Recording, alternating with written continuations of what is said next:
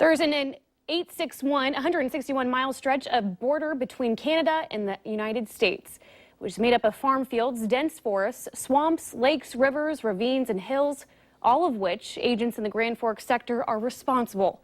With such a large area to cover, there are serious challenges trying to keep both sides of the border secure. So just who and what is out there keeping us safe? Valley News Team's Bradford Eric gets a first-hand look at the 49th parallel and those on the front lines of the war on terror, thanks to the Border Patrol.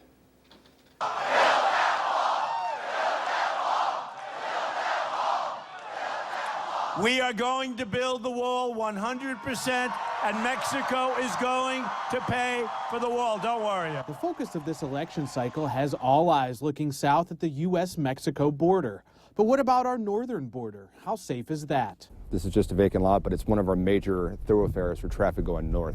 I started my journey at a now abandoned border crossing at Noyes, Minnesota. There's just a gate keeping people out. So a lot of the Somalis we were talking about, they'll come through here, as you can see, because it's just a straight shot in. He says many times they encounter more people flowing north into Canada than the other way around.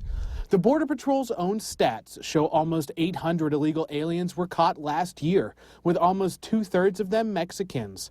And with Canada lifting visa requirements for Mexican nationals next month, the fear is that illegals already deported by the U.S. will simply walk across the largely unguarded areas. There are reports, too, of as many as 50 terror organizations operating in Canada. And by building these relationships with them, they're able to notify us of things happening within our general area's responsibility to allow us to more effectively patrol the border. Majors says because the agents live in the small border towns, what's known as the resident agent program, the residents trust them and are more than willing to call when something doesn't look right. The thing about national security, it's all of our interests. We went past smaller border crossings like this one at Netchie, North Dakota, before heading to the Pembina Gorge.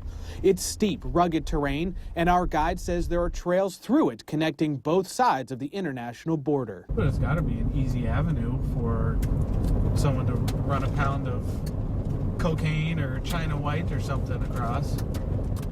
Is it easier than crossing a place where there isn't a road? The answer is absolutely. However, once again, it's a matter of enforcement. Our last stop began with this. This doesn't look like it's going to be simple. A hike through a ravine and creek bed, coming out the other side to wide open farm fields. This is the international border, separating the U.S. from Canada. Yes, that small grass line is the border. I'm straddling the border itself right now. I would say that, yes. So half of my body is illegally in another country. I would say that's probably about right. Looking over the nothingness and how easy it is to cross the border, I asked what's to stop an ISIS terrorist from simply walking through the grass. Us is the answer to your question. We're America's first line. We're the front line. But up here, the distance is an ally to us. We're able to respond because of the response or the time it takes for someone to travel from one point to another. We passed dozens of other Border Patrol agents throughout the afternoon, and their presence is certainly known in the communities along the border. Would they like more resources? Everyone I asked answered yes, but right now they feel they're doing an effective job keeping you and me safe. Bradford Eric, Valley News Live. We asked Border Patrol agents what they thought of Donald Trump's comments in congressional testimony painting the northern border as being a bigger security risk. They told us they can't discuss politics and their main mission will always be stopping terrorism. By the way, Bradford reported earlier tonight on the problems associated with border security. If you'd like to see that, go over to valleynewslive.com.